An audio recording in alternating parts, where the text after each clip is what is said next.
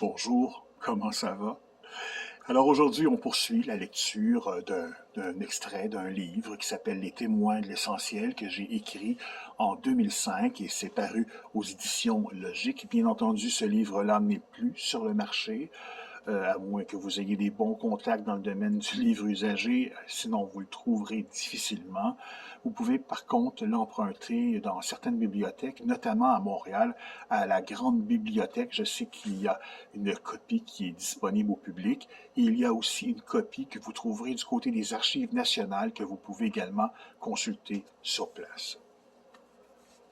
Voici la dernière partie de ce texte sur Claude Ryan.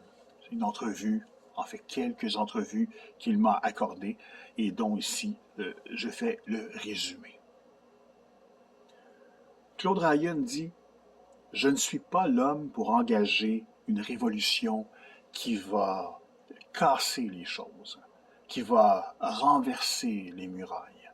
Je crois plutôt à la puissance du ruisseau qui chaque jour perce le rocher petit à petit. C'est long, je sais. Cela permet de travailler longtemps sans s'impatienter, sans devenir amer, sans condamner qui que ce soit. De plus, toute ma vie, j'ai accompli mes devoirs sans effort. Je n'étais pas obligé de me craquer le matin en me disant « Aujourd'hui, il faut que tu fasses ton devoir. » J'ai été heureux comme ça. Enfin, j'ai toujours aimé les valeurs qu'incarne à mes yeux le christianisme. J'ai essayé d'y demeurer fidèle à travers les engagements que j'ai connus. Je n'ai pas le mérite à avoir agi de la sorte, relate-t-il très humblement. À l'aube de son passage de la vie à trépas, de la vie à la mort, de la mort à la vie, au royaume des bienheureux du ciel, Claude Ryan vit une retraite heureuse rue McNider à Outremont, en demeurant au service des autres.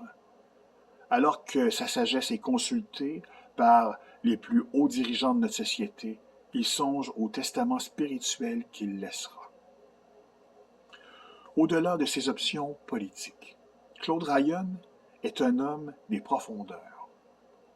Il n'a pas engagé de révolution, mais sa seule présence dit que la seule révolution qui compte est celle de l'âme. La conversion personnelle à des valeurs qui traversent le temps n'est-elle pas la plus grande révolution à opérer? Fin de cet article. Ce grand texte sur Claude Ryan, paru dans Les témoins de l'essentiel, aux éditions Logique, en 2005, livre que j'ai écrit. Salut, bonne fin de journée. On se retrouve très bientôt, demain soir.